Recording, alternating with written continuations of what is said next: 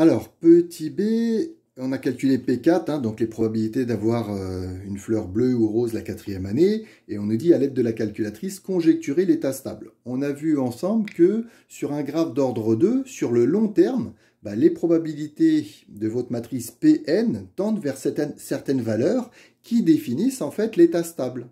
D'accord ? X et Y, là, sont les valeurs, les limites en fait des probabilités. Donc, on peut le faire expérimentalement, c'est-à-dire à l'aide de la calculatrice. Vous calculez Pn avec un n suffisamment grand. Donc, moi, j'ai choisi au tableau P 180. Donc, en fonction de P2, ça sera fois m puissance 178. Et quand on tape ça sur la calculatrice, donc vous allez avoir, par exemple, 0,25 E moins 55. Je vous rappelle que ça, E moins 155, ça veut dire fois 10 puissance moins 55.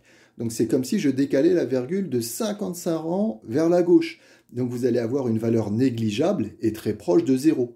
Même chose, en fait, vous allez avoir 1 ici, d'accord? Donc, au bout d'un nombre n suffisamment grand, bah, il semble que l'état stable soit 0, 1. Les éléments de cette matrice 0, 1. Vous pouvez prendre d'autres valeurs pour vérifier. Hein, si vous faites P4, P10, P20, P100, eh ben, on va se rapprocher jusqu'à être infiniment près de ces valeurs 0 et 1. Donc, ça, c'est une conjecture. Une conjecture, c'est émettre une hypothèse sans avoir à la prouver scientifiquement. Mais par contre, maintenant, vous devez prouver votre conjecture.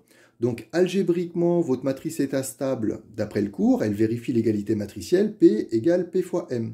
Vous remplacez par leurs expressions par les matrices P et M. Vous effectuez le produit matriciel ici, je vous rappelle, hein, le principe de base de la multiplication matricielle, ligne fois colonne. Donc, premier élément fois premier élément, 1 demi x plus 0y, j'ai exagéré la rédaction.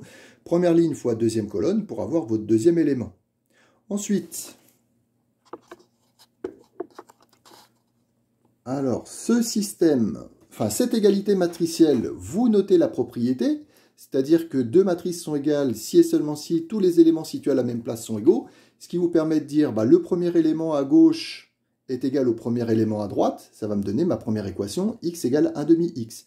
Le deuxième élément à gauche, y, est égal au deuxième élément à droite, c'est-à-dire 1 demi x plus y. J'ai mes deux équations. Si je simplifie ces deux équations, je passe le 1 demi x de l'autre côté, 1 moins 1 demi x, il va me rester 1 demi x. Si je passe le y de l'autre côté, y moins y, ça va être nul, et il va me rester moins 1 demi x. Et on a toujours le même problème, d'accord? Si vous avez commencé à essayer de déterminer des états stables, vous arrivez toujours sur deux équations qui sont équivalentes, d'accord? C'est-à-dire, celle-là, je la multiplie par moins 1, j'ai cette équation. Donc, vous ne pouvez pas résoudre ce système avec deux équations équivalentes. Il vous faut forcément d'autres informations et une autre équation avec x et y. Ça sera toujours la même équation, c'est-à-dire les deux probabilités d'avoir fleur bleue, fleur rose, eh ben, leur somme, ça fait 1. Donc x plus y, ça sera toujours égal à 1. Vous avez maintenant un système, deux équations, deux inconnues. 1 demi x égale 0, vous ne faites pas la bêtise de mettre x égale moins 1 demi. Déjà, c'est une proba, donc c'est toujours un nombre entre 0 et 1. Et ça ne serait pas vérifié si vous faites 1 demi fois moins 1 demi. Donc c'est bien x égale 0. Et en remplaçant x par sa valeur dans cette équation, on retrouve 1. Bon, vous corrigez vous-même le 1 ici. Hein. Pareil, j'ai pas envie de refaire la vidéo.